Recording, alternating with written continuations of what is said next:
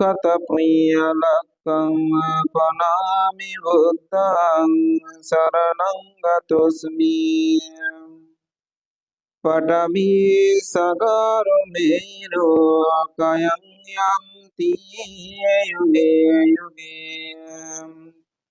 कापानि शतसहस्राणि सङ्गे दीर्घं ननस्सति। एतेन शस्यवाज्येन होतु ते जयमङ्गलम्।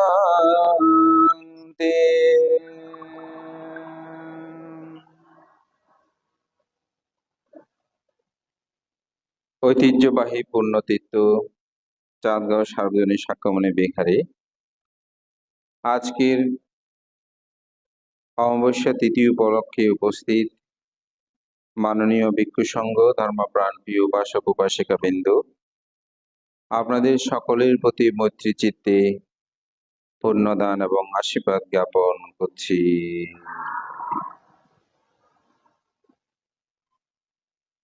এই বৎসর আমাদের বিহারে আমরা 7 জন ভিক্ষু বর্ষাব্রত অধিষ্ঠান করেছি। সেই সুযোগে আমাদের কিছু উপাসক, কিছু উপাসিকা, তারা কয়েকজনে মিলে প্রতিটি অমাবস্যা, পূর্ণিমা, অনেক সময় অষ্টমীতেও তারা অষ্টপুরস্কার দানের মাধ্যমে সংঘদানের আয়োজন করেন।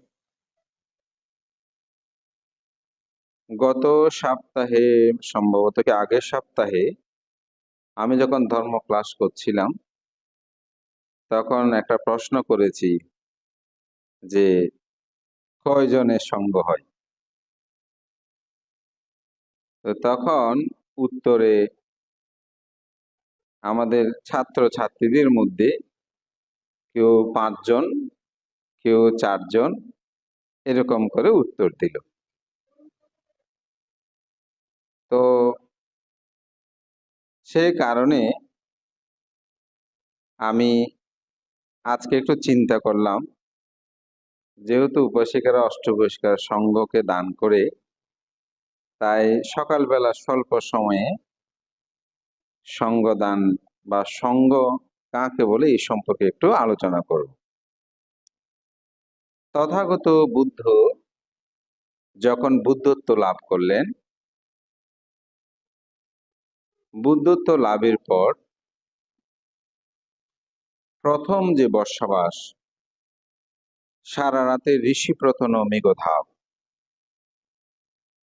সেখানে বুদ্ধ ধর্মচক্র প্রবর্তন সূত্র দেশনার মাধ্যমে এই ভিক্ষু বলে যখন পঞ্চবর্গীয় শিষ্যকে তিনি প্রভুজ্য প্রদান করেছিলেন, উপসম্পদা প্রদান করেছিলেন, সেই সময়েই সংঘ সৃষ্টি হয় এবং সেই সঙ্গের মাধ্যমে তথাগত বুদ্ধ প্রথম বর্ষাবাস শেষ করে তিনি ঘোষণা করলেন, চারাতে ভিক্ষাবে চারিকাং বহুজন হিতায় বহুজন সুখায় অনুকম্পায় আত্মায়া হিতায়া সুখায়া। নিজের জন্য, পরের জন্য, আত্মসুখের, পরসুখের জন্য তোমরা দিক বিদিক বিচরণ করো। এটি তখন জগতে 6 জন এই সংঘ, এই পঞ্চবর্গীয়দের নিয়ে তথাগত বুদ্ধ সংঘ সৃষ্টি করেন। বুদ্ধের ধর্ম দর্শনে আমরা প্রথম যে দ্বিবাচক উপাসক আমরা পাই তপস্য এবং ভল্লী। যেহেতু বুদ্ধত্ব লাভের পর সংঘ সৃষ্টি হয় নাই, শুধু বুদ্ধ এবং ধর্ম যেহেতু আবিষ্কার, ধর্ম সৃষ্টি হয়েছে, তাদেরকে দ্বিবাচক উপাসক বলা হয়। অর্থাৎ তারা বুদ্ধের শরণ নিয়েছিল, ধর্মের শরণ নিয়েছিল, কিন্তু সংঘের শরণ গ্রহণ করতে পারেনি, যেহেতু সংঘ ছিল না।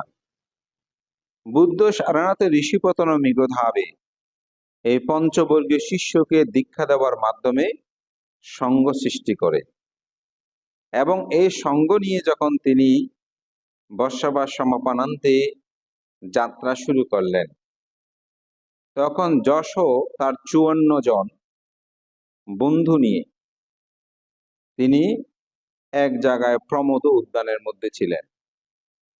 বুদ্ধের সাথে যখন তার দেখা হয়, তিনি বুদ্ধের ধর্ম দর্শনের প্রতি, বুদ্ধ কেন মণ্ডুক মস্তক, তিনি কেন এত সৌম্য সারথী, কেন তার দেহকান্ত এত সুন্দর মনক্ষ, এই বিষয়গুলো যশোকে খুব আকৃষ্ট করেছিল। তখন বুদ্ধের সাথে কথোপকথনে এই যশো সহ তার 54 জন বন্ধু, তারা সবাই বুদ্ধের কাছে দীক্ষা গ্রহণ করেন। গ্রহণ করার পর সেখানে যখন বুদ্ধ ধর্ম দেশনা করলেন, সেখানে 61 জন, এদিকে 54, যশোর একজন পঞ্চবর্গীয় শিষ্য এবং বুদ্ধ, এই 61 জন আসলে ভিক্ষু নিয়েই বুদ্ধের সঙ্গ অভিযান শুরু হয়। যশোর পিতা, তিনি যশোকে খুঁজতে বের হয়েছিলেন। তো খুঁজতে বের হয়ে বুদ্ধের সাথে দেখা হলো। বুদ্ধের পাশে যশো ছিল, কিন্তু বুদ্ধ এমন ভাবে ঋদ্ধি প্রদর্শন করলেন যে যেন তাকে দেখা যায় না। তো তিনি এসে জিজ্ঞাসা করলেন যে, হে সন্ন্যাসী, আপনি কি আমার পুত্রকে দেখেছেন? তো বুদ্ধ বললেন, হ্যাঁ দেখেছি। বল যে কোথায়? বলে এই তো আপনার পাশেই আছে। তখন উনি বলছে, আমি তো দেখছি না। তো বুদ্ধর সাথে সাথে তার ঋদ্ধি অপসারিত করলেন। দেখা পেল একজন সন্ন্যাসী, তার পুত্র মুন্ডুক মস্তক, সে বসে আছে। মূলত যশোর পিতার মধ্যে যেন হঠাৎ তার এরূপ দৃশ্যপটে তার মধ্যে সদ্য উৎপন্ন হয়, এই জন্য বুদ্ধ এটি প্রদর্শন করেছিলেন, যার কারণে তিনি শ্রদ্ধান্বিত হলেন। বুদ্ধের সাথে কথোপকথনে আরো জানতে পেরে তিনি বুদ্ধাং শরণং গাচ্ছামি, ধাম্মাং শরণং গাচ্ছামি, সাঙ্গাং শরণং গাচ্ছামি বলে তিনি ত্রিরত্নের শরণ গ্রহণ করেছিলেন। তাই যশোর পিতাকে প্রথম ত্রিবাচক উপাসক হিসাবে গণ্য করা হয়।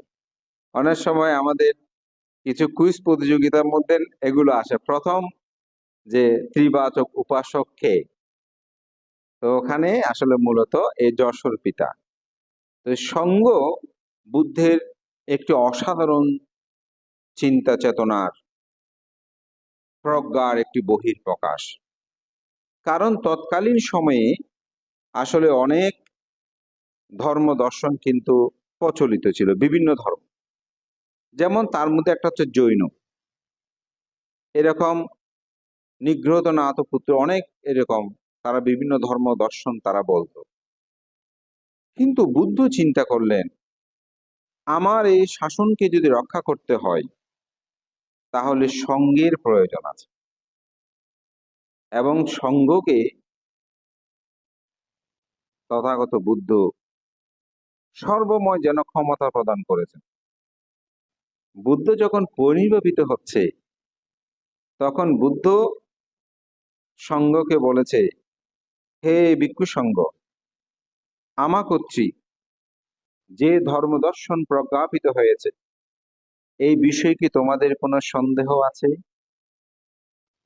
চতুরার্য সত্য, আর্যাষ্টাঙ্গিক মার্গ, 37 প্রকার বুদ্ধিপ্রক্রিয় ধর্ম, এই বিষয়ে যদি তোমাদের কারো কোনো সন্দেহ থাকে, কোনো কিছু জানার থাকে, তাহলে তোমরা আমাকে প্রশ্ন করতে পারো। সবাই নীরব রইলেন। তখন বুদ্ধ বললেন, হে ভিক্ষুগণ, তথাগত বুদ্ধ পরিনির্বাপিত হলেও তার যে ধর্ম দর্শন, এগুলো শাস্ত্রারূপে তোমাদেরকে শাসন করবে। যদি ধর্মের ক্ষুদ্রাণুক্ষুদ্রশীল পরিবর্তন করতে চায়, তাহলে সঙ্গ তা পরিবর্তন করতে পারবে। অর্থাৎ বুদ্ধ যে ৪৫ বছর ধর্ম দান করেছেন, এই সমগ্র ধর্ম পরিবর্তনের ক্ষমতা বুদ্ধ সঙ্ঘকে প্রদান করেছেন। এটি আমার কাছে খুব অবাক লাগে, আমি খুব ভাবিত হই, আমি খুব অচিন্তনীয়, আমার জ্ঞান সমুদ্রে আমি মগ্ন হই যে বুদ্ধ এত উদার কেন, কেন তিনি তার জীবন দর্শনে কখনো আমি বলেছি এটা তোমাদেরকে করতেই হবে এভাবে বুদ্ধ নির্দেশ না দিয়েই গেলেন। এটাই আমাকে খুব চিন্তিত করে। আমি এটা এই জন্যই বলছি, সঙ্ঘকে সেরূপ ভাবে তথাগত বুদ্ধ তিনি গুরুত্ব প্রদান করেছেন। আমাদের মধ্যে অনেক মানুষ আছে যেটি বাক্য দ্বারা খুব বেশি পাপ হয়। সেটা কিরকম? আজকাল ভিক্ষু সঙ্গ ঠিক নেই, এই যে এইভাবে শব্দটা ব্যবহার করে, এটা যে কত মহা পাপ হয় এটা অনেকেই বুঝে না। আমি খারাপ সেটা বলতে পারেন, লোক যদি বান্দা ভালো নয় কোনো সমস্যা নাই, কারণ আমার খারাপ দেখেছেন, আপনি খারাপ বলতে তো সমস্যা নাই যদি খারাপ দেখেন। কিন্তু আপনি যখন সমষ্টিগত একটা সঙ্গকে আপনি বলবেন, তখন কিন্তু মহা অকুশল সৃষ্টি হয়, কারণ সঙ্গের মধ্যে তো সবাই খারাপ নয়। এই জন্য সঙ্গের প্রতি গভীর শ্রদ্ধাবোধটা আমাদের জাগ্রত করা উচিত। তো বুদ্ধ জীবন দর্শনের একটি কথা আমি অনেকবার বলেছি, যে মহাপ্রজাপতি গৌতমী যখন নিজের হাতে তিনি দুটি বস্ত্র তৈরি করে বুদ্ধকে দান করতে গিয়েছিলেন, তখন বুদ্ধ বলছেন আমাকে নয়, এটি সঙ্গকে প্রদান করো। একবার দুইবার আনন্দ অনুরোধ করতেছে, শেষের বারে আনন্দ বলতেছে তথাগত বুদ্ধ, এই মহাপ্রজাপতি গৌতমী আপনার পরম হিতৈষী কল্যাণ মিত্র। আপনার মাতা যখন মৃত্যুবরণ করে আপনার জন্মের ৭ দিন পর, তারপর থেকে এই মহাপ্রজাপতি গৌতমী আপনাকে পুত্র স্নেহে লালন পালন বর্ধন করেছে। আপনি তার এই বস্ত্র যুগল গ্রহণ করে তাকে পুণ্য লাভের হেতু সৃষ্টি করুন। যেমন অনেকেই আছে যে ভান্তে আপনি এই জিনিসটা একটু ব্যবহার করবেন, তাদের একটা অনেক শ্রদ্ধা করে দিচ্ছে। তো এইভাবে অনেকের পার্থ বুদ্ধ হলে তো কথা নাই। আমি তো কালকে শুধু প্রায় 1 ঘন্টা মানসিকভাবে খুব চিন্তিত ছিলাম। একটা বই পড়ছিলাম, পড়তে পড়তে ভাবছি কেন বুদ্ধের দেখা পেলাম না, কেন বুদ্ধের দেখা পেলাম না। মানে সত্যি বলতে আমার ভিতরেই একটা ক্রন্দন হচ্ছিল, আহা বুদ্ধের যদি সাক্ষাৎ পেতাম।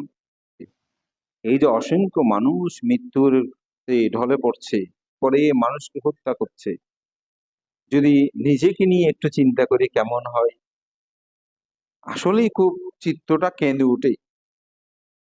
মানুষ হাসপাতালে নিয়ে যাচ্ছে, হাসপাতালের কারেন্ট নাই, যেখানে একটু বাঁচার জন্য যায় সেখানেও মানুষ বাঁচতে পারছে না। মানুষ ধর্ম করছে, সেখানে গিয়ে মানুষ হামলা করছে, নিরীহ মানুষকে বের করে করে হত্যা করছে। কেন? হিংস্রতা। এখানেই বুদ্ধের শিক্ষা মৈত্রী এটা খুব বেশি আসলে প্রাসঙ্গিক বর্তমান সময়ের প্রেক্ষাপটে। তো এই সব বিষয়গুলো মাথায় ঘুরছিল, আর বুদ্ধের অমিতময় চিন্তার ধর্ম দর্শনগুলো যতই পড়ছিলাম ভাবছিলাম, আহা বুদ্ধের সাক্ষাৎ যদি পেতাম, এই পুণ্য পুরুষের সংস্পর্শে হয়তো আত্মদর্শনে আমার বিমুক্তির হয়তো সম্ভব হতো। এটা স্বাভাবিক মনে আসে। তো সেজন্য আসলে বুদ্ধের চিন্তা চেতনাটা অত্যন্ত গভীর এবং অসাধারণ চিন্তার প্রতিফলন। তো আনন্দ তথাগত বুদ্ধকে মনে করিয়ে দিচ্ছে যে তথাগত বুদ্ধ এই মহাপ্রজাপতি গৌতমী আপনার পরম হিতৈষী কল্যাণ মিত্র। সুতরাং আপনি এটা গ্রহণ করে তাকে পুণ্যের লাভের সুযোগ সৃষ্টি করে দেন। কেন? ওই যে একটু আগে বললাম, দান অপরকে দিয়ে একটা আনন্দ পায়। তো বুদ্ধ বলছেন, হে আনন্দ, তুমি যা বলছো সেটা আমি জানি। তিনি যে আমার উপকার করেছে, আমাকে লালন পালন বর্ধন করেছে, পুত্র স্নেহে আমাকে সেই সেবা দিয়েছে, সেটা আমি অবগত আছি বলেই আমি সঙ্গকে দান করতে বলছি। কারণ যদি আমাকে দান করে তাহলে সম্যক সম্বুদ্ধ মাত্র লাভ করবে, আর যদি সঙ্গকে দান করে তাহলে সেখানে সম্যক সম্বুদ্ধ থাকবে, ভিক্ষু সঙ্গ থাকবে, সকলেই সেটা লাভ করবে। তাই সাঙ্গে দিন্নাং মহাফলাং হতি, সঙ্গকে দান করলে সেটা মহা ফলদায়ক হয়। তো বুদ্ধ বিনয়ে বুদ্ধ 5 প্রকারের সঙ্গের কথা বলেছেন। কয় প্রকারের সঙ্গ? 5 প্রকারের সঙ্গ। আমরা সবাই জানি শুধু এক প্রকারের সঙ্গের কথা না। তো বুদ্ধ 5 প্রকারের সঙ্গ কিভাবে বলেছেন? আপনি যখন কোনো সঙ্গদান কর্ম সম্পাদন করবেন, যে কোনো কিছু আপনি দান করবেন, তখন 4 জন ভিক্ষু হলে সেটা হয় সঙ্গ। অষ্ট পরিষ্কার, বিহার দান, যা ইচ্ছে হয়, কঠিন চিবর দান, সমগ্র কিছু আপনি দান করতে পারবেন 4 জন ভিক্ষু যদি হয়। এটা হচ্ছে কি একটা সঙ্গ। দ্বিতীয় কি, ভিক্ষুরা যখন কোনো বিনয় কর্ম সম্পাদন করে তখন 5 জন লাগে। যেমন আপনি কঠিন চিবর দান করেছেন, কঠিন চিবর গ্রহণের সময় 4 জন থাকলে কোনো সমস্যা নাই। ইমাং কাঠিনা চিবারাং ভিক্ষু সাঙ্গাসা দানাং দেমা পুজেমা বলে আপনি দান করতে পারবেন। কিন্তু এই চিবরটা নিয়ে যখন সীমাগরের মধ্যে বা বুদ্ধের রুমের মধ্যে বা নির্দিষ্ট সীমানার মধ্যে যখন কর্মবাচা পাঠ করবে, তখন কিন্তু 5 জন ভিক্ষু প্রয়োজন হবে। তখন এটা হচ্ছে 5 জন নিয়ে সঙ্গ। কয়জন নিয়ে? 5 জন নিয়ে। তাহলে আমরা একটা সঙ্গ পেয়েছি, দায়করা যাহা কিছু দানাদি কর্ম সম্পাদন করবে সেক্ষেত্রে 4 জন হলে কি হবে? সঙ্গ হবে।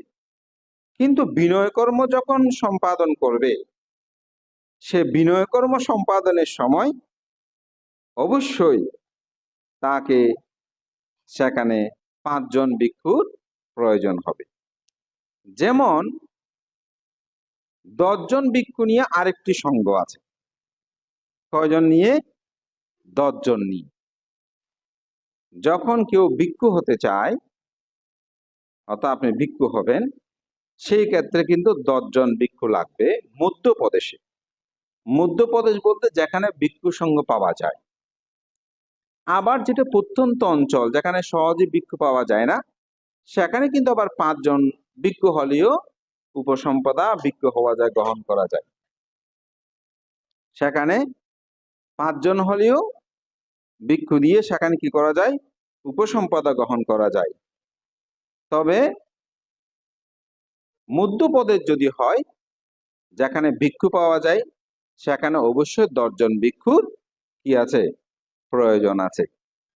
এটা হচ্ছে তৃতীয় আমাদের সঙ্গের বিভাজন। কিছুদিন আগে সেখানে ওয়াইক করার সময় আমি কিন্তু জিজ্ঞাসা করব, যারা ভিক্ষু তাদের শেষের দিন এই আহ্বান করব করার সময় সেখানে 20 জন ভিক্ষুর প্রয়োজন হয়, 19 জন হলেও হবে না। সেখানে অবশ্যই কয়জন ভিক্ষু লাগবে? 20 জন ভিক্ষু লাগবে। তখন একটা সঙ্গ হয়। কয়টা গিয়েছে? 4টা। তো পঞ্চম যেটা, 20 জনের অধিক ভিক্ষু নিয়ে যে কোনো বিনয় কর্ম সম্পাদন করা যায়, যেটাকে আমরা অনেক সময় মহাসঙ্গদান বলি। যে একটু 20-30 জন ভিক্ষু হলে বলেছি এটা মহাসঙ্গদান। এটা আছে আসলে বুদ্ধ বিনয়গত ভাবে বলছে, এই 20 জনের অধিক যখন ভিক্ষু হয়, সেই দায়কেরও দানটা গ্রহণ করতে পারো। 4 জনের সঙ্গ হয়, 3 জনের সঙ্গ হয়, হ্যাঁ, হয়তো 5 জনের সঙ্গ হয়, 10 জনের সঙ্গ হয়, 20 জনের সঙ্গ হয়। এই চারোটার সমন্বয় হচ্ছে ওই 5 নাম্বার যেটা। এরকম 5 প্রকার সঙ্গের কথা বুদ্ধ আমাদেরকে নির্দেশ প্রদান করেছেন। তবে মহাসঙ্গদান আমরা যেটা বলি, আসলে এই মহাসঙ্গদান কিন্তু কোথায়ও ত্রিপিটকের মধ্যে নাই। আমরা যারা উৎসর্গ করি, অর্থাৎ যখন আপনারা এই সঙ্গকে দান করেন, তখন আপনারা কি বলেন? একটা মন্ত্র বলেন যে সংসারাকান্তার দুঃখাত মোচনত্থায়া নিব্বানাং সাচ্চিকারণ ইমাং ভিক্ষাং সাপারিক্ষারাং ভিক্ষু সাঙ্গাসা দানাং দেমা পুচে। একটা জিনিস লক্ষ্য করবেন, যখন ব্যানারে বা মহাসঙ্গদান হয়, 100, 200, 500 বানতে হলো, তখনও কিন্তু একই মন্ত্র। 60 জন নিয়ে যখন সঙ্গদান করেন, তখনও কিন্তু একই মন্ত্র। অর্থাৎ যে উৎসর্গটা করবেন, এখানে কোনো ব্যতিক্রম নাই। এখন বলতে পারেন ভান্তে কেন মহাশব্দটা উচ্চারিত হয়? কারণটা হচ্ছে একটা বিশেষণ যুক্ত হয়েছে। যেমন সাতিপাট্টান সূত্র, এই সাতিপাট্টান সূত্র ত্রিপিটকের মূলে আছে, কিন্তু সাতিপাট্টানা সূত্রাং, কিন্তু এটা আমাদের মহা আচার্যগণ, কারণ বুদ্ধের ধর্ম দর্শনটা একদম সার তত্ত্বগুলো নিহিত আছে বলা যায় সাতিপাট্টান সূত্রের মধ্যে। দুটো সূত্র, বুদ্ধের সব সূত্রই গুরুত্বপূর্ণ, সব সূত্রই গভীর, কিন্তু দুটো সূত্রের মধ্যে বুদ্ধের সমগ্র ধর্ম দর্শন যেন নিহিত আছে আমার কাছে মনে হয়। আমার কথা, একটা হচ্ছে ধর্মচক্র প্রবর্তন সূত্র, আর একটা হচ্ছে সাতিপাট্টান সূত্র। এই সাতিপাট্টান সূত্রটার একটা গুরুত্ব দেওয়ার জন্য এই মহা বিশেষণটা যুক্ত হয়েছে। তো একটা সঙ্গদান যখন 20, 30, 100 জন হয়, তখন এটাকে একটু গুরুত্ব দেওয়ার জন্য বলছে এটা মহাসঙ্গদান। কিন্তু আপনি 4 জন যখন হয়, তখন আসলে সেটাই সঙ্গ, আর বাকি 3টে হচ্ছে বিনয়ের সাথে সম্পর্ক যুক্ত বলে বুদ্ধ এগুলো সঙ্গ ক্ষেত্রে সেভাবে বিভাজন করছে। তো এগুলো কেন প্রয়োজন? যেমন আমি একটা বিনয়ে 5 জন কেন ভিক্ষু লাগে, কিসের সময়? কঠিন চিবর দানের সময়, সেটা একটু বলি। যেমন আমরা 4 জন ভিক্ষু, এখানে একজন ভিক্ষু কঠিন চিবর গ্রহণ করবেন, উনি হচ্ছেন প্রার্থী। তাইলে একজনকে প্রার্থনা করতে হবে না, উনি তো গ্রহীতা। কে? যিনি কঠিন চিবর লাভ করবেন সেই ভিক্ষু। তাহলে তিনি তো আর সঙ্গের মধ্যে অন্তর্ভুক্ত হতে পারে না, তিনি তো তখন বাইরে। যেমন আমরা এখানে ভিক্ষু আছি 5 জন, এখন আমাদের তিস্য বলছে বানতে এখানে আমাদের এই কঠিন চিবরটা কে গ্রহণ করবে? তখন সবাই বলছে তিস্য বর্ষাবাস ধরেছে, তিস্য প্রার্থী। তাহলে তিস্যকে আর সঙ্গের মধ্যে আমরা অন্তর্ভুক্ত করতে পারি না। তখন আমাদের মধ্যে একজন আবৃত্তি করবে, হে মাননীয় সঙ্গ, তিস্যস্তবীর ভিক্ষু তিনি কঠিন চিবর প্রার্থী, সুতরাং তার যদি যথাযথভাবে কঠিন চিবদান উদযাপন করে অথবা ত্রৈমাসিক বর্ষাপথ উদযাপন করে, তাহলে তাকে দিতে পারে। এই বিষয়ে যদি কারো কোনো আপত্তি থাকে, তাহলে আপনারা বলতে পারেন। তো ওখানে কি তিস্যর ভোট দেওয়ার কোনো সুযোগ আছে? প্রার্থী তো ভোট দিতে পারে না। সেই জন্য তখন 4 জন ভিক্ষু হলে সঙ্গ হয় না, তখন ওই প্রার্থী সঙ্গের সদস্য, কিন্তু তিনি তো ভোট দানের সুযোগ তার নাই, যার কারণে ওখানে 5 জন ভিক্ষু লাগে। ঠিক 10 জন ভিক্ষু, 20 জন ভিক্ষু, এগুলোরও এরকম অনেক ব্যাখ্যা আছে। সময় নাই, এখন 15 মিনিট বেশি হয়েছে আরো, তা আমি শুধু আজকে সঙ্গের কথাটাই বললাম এবং একটা গাথা ভাষণ করেছি। পাঠাবি সাগর মেরু কায়াঙ্গান্তি যুগে যুগে কাপ্পানি সাতাসাহাসানি সাঙ্গে দিন্নাং নানাসাতি। বুদ্ধ বলেন, মহাপৃথিবী, সুমেরু পর্বত, গভীর মহাসমুদ্র, ৮৪,০০০ যোজন উচ্চ পর্বত সুমেরু, এই তিনটি বৃহত্তম ধ্বংস হয় যুগ যুগান্তরে, তথাপি এই সঙ্গদানের আনিশাংস শেষ হয় না। এই জন্য সঙ্গের প্রতি প্রগাঢ় শ্রদ্ধা গৌরব রেখে এমন ভাবে দান কর্ম সম্পাদন করবেন যাতে চিত্তলোকের মধ্যে সঙ্গের প্রতি গভীর শ্রদ্ধাবোধ জাগ্রত হয়। বুদ্ধ এমন বলেছেন, ভবিষ্যতে কনিষ্ঠ আঙ্গুলে কাপড় মোড়ানো অর্থাৎ গেরুয়া বসন মোড়ানো ভিক্ষু থাকতে পারে। তারা হাল কর্ষণ সংসার অনেক কিছু করতে পারে, কিন্তু তারা যদি সঙ্গের প্রতিনিধি হিসাবে সঙ্গকে উদ্দেশ্য করে যদি দান দেওয়া হয়, তাহলে সেই সঙ্গদানে আনিশংস লাভ করবে। অর্থাৎ ব্যক্তি না, এটা সঙ্গকে যদি আপনি উপলব্ধ করে। এমন এমন আছে, যেমন আমরা বিহারে ভিক্ষু আছি ৫ জন, একটা উপাসক আমাদেরকে ফাং করেছে, আমরা যেতে পারছি না। তখন শ্রমণকে বললাম, শ্রমণ, তুমি সঙ্গের প্রতিনিধি হয়ে ওই সঙ্গদান কর্মটা সম্পাদন করে আসো। একসাথে কিন্তু ভিক্ষুদের অনুমতি নিতে হবে। তো ওই শ্রমণ যদি গিয়ে সেখানে বলে যে সঙ্গ আমাকে পাঠিয়েছে, আপনারা সঙ্গদানটা করুন, সেই শ্রমণ যদি সঙ্গের প্রতিনিধি হয়ে সঙ্গের দান উৎসর্গ করে সেই বস্তুসমূহ সঙ্গের কাছে নিয়ে আসে, তখন কিন্তু সঙ্গদান হয়। এটা তো সাঙ্গিক, এটা প্রতিনিধি। এগুলো যখন আমরা ব্যাখ্যা করব, আপনারাও এটা একমত হবেন। যেমন এখানে আপনারা সবাই আছেন, তো এই অষ্টপরিষ্কার তো দান ২-৪ জন অনেকে অংশগ্রহণ করেছেন, তাই না? তো একজন যদি এসে গছিয়ে দেয়, বলে দেবেন আমি ওদের পক্ষ থেকে দিচ্ছি, সে যেই দেবে দেখ না কেন, এটা অন্যদের দান হবে না? অবশ্যই হবে। তো সেরকম সঙ্গের প্রতিনিধি পাঠানো হয়। তো গৃহীদের ক্ষেত্রে যে কোনো কিছু দান করতে ৪ জন নিয়ে সঙ্গ হয়। তো আমাদের একজন উপাসিকা বলছেন ৫ জন।